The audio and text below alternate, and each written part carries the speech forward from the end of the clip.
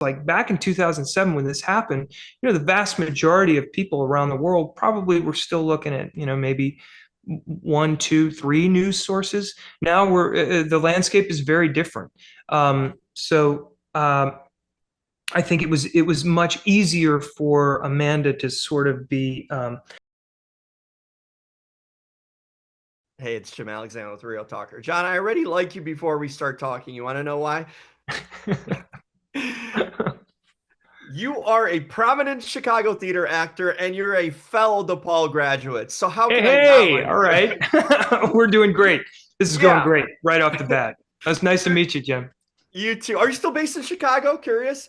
No, I count Chicago as a home, but I'm based in Western North Carolina now. I'm actually Okay. near Asheville. Okay. But you've done a lot of work around here, so we're Oh proud of you yeah. and your Yeah, work. well, that's good to hear. It's a great place to have people proud of you. I love There you Chicago. go.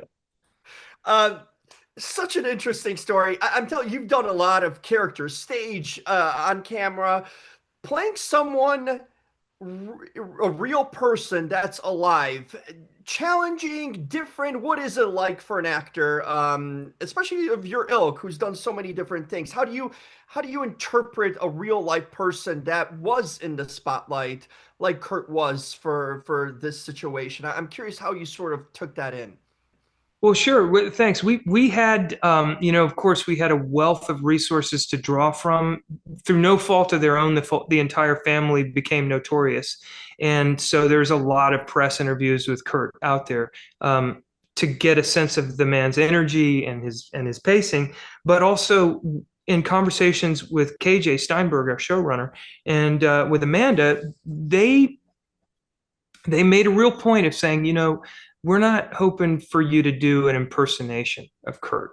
There's kind of a physical resemblance. Your coloring is similar. That's enough. So I had a lot of room to sort of create the role, and I think the realities of the situation, like the given circumstances, sort of a mild mannered guy who is thrust into this maelstrom to try and save his daughter from this horrible event that she's become swept up in. Yeah. That's a lot to work with right there.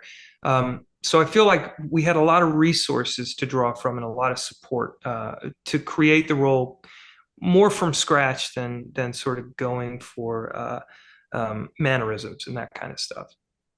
I'm curious also with a story like this where there's so much public information, all that, how much of it do you revel in every detail, or do you leave some mystery for yourself, even to surprise, the element of surprise maybe as an actor too? I'm curious how you approach such a thing when it's so widely documented and it's based on true events. Do you allow some room for surprise and mystery? Absolutely. I mean, I will say that I have, and maybe this is by virtue of the fact of being an actor, a performer, an artist, is I have a lot of curiosity about things that, even if they're things that I think I know a little something about them.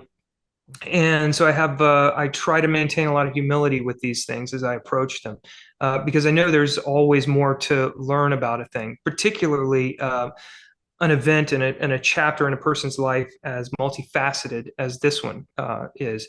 And you touch on something that I think is key to this. Like back in 2007 when this happened, the vast majority of people around the world probably were still looking at, maybe one, two, three news sources. Now the landscape is very different.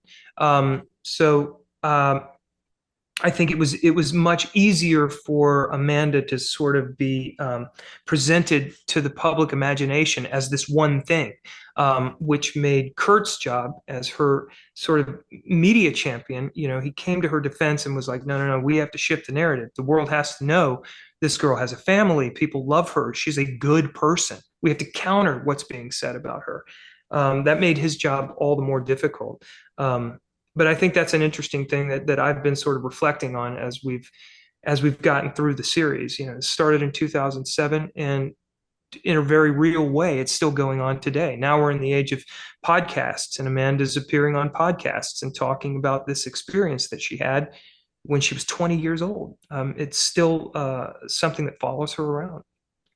Hey, well done. Big fan of your work, and you're a local to us. So, John, looking forward to seeing more from you and Great to hopefully. hear that, Jim. Thank you so much. It's nice to talk to you. Hey, fellow DePaul grads doing well. Woohoo! Thanks, John.